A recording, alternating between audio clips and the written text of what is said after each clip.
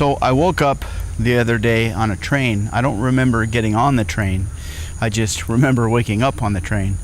And I looked around. I didn't really recognize the scenery outside of the windows, so I just kind of went back to sleep, and I sort of felt the train come to a stop.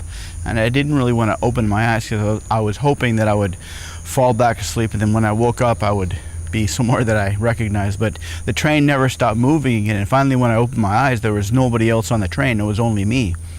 And so I got off the train. I started walking around. I was in this strange city that I had never been in before. I didn't recognize any of the buildings, and it was kind of like had just maybe an hour ago the sun had set, so the night was just kind of settling in, but there was nobody out on the streets. And I kept walking and walking, and I came to this one big area of grass. I guess it was a park, and people were setting up these tents, and someone grabbed me and said, "Hey, help us out, I'm glad you're here." So I didn't really know what to do, so I just helped them set up this tent, and it turned out they were setting up a baked potato stand at some kind of night market type of deal, and I was the one that was going to be putting the stuff on the baked potatoes. I would stand behind the person taking the orders or taking the money. I would listen to what they wanted, and I was the guy that was putting the chili or the jalapenos or the cheese or the salsa or whatever on the people's baked potatoes. And so I did that for a couple of hours, and when they were finished, the guy that called me over initially, he handed me $100 and said, "Thanks a lot." So now I'm walking down the street. It's a couple hours later. I didn't get any baked potatoes. I didn't ask for one, but I had $100. And I saw this truck kind of idling across the street from the supermarket.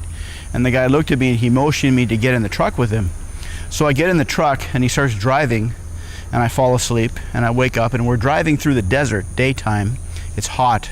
I mean, I can feel the window's hot, but because the air conditioning inside the cab was on.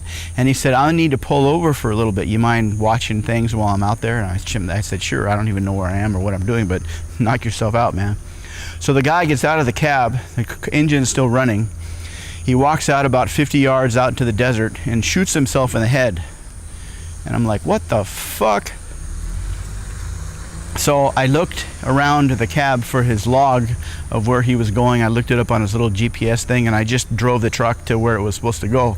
And that's what I've been doing ever since. That was about a year ago.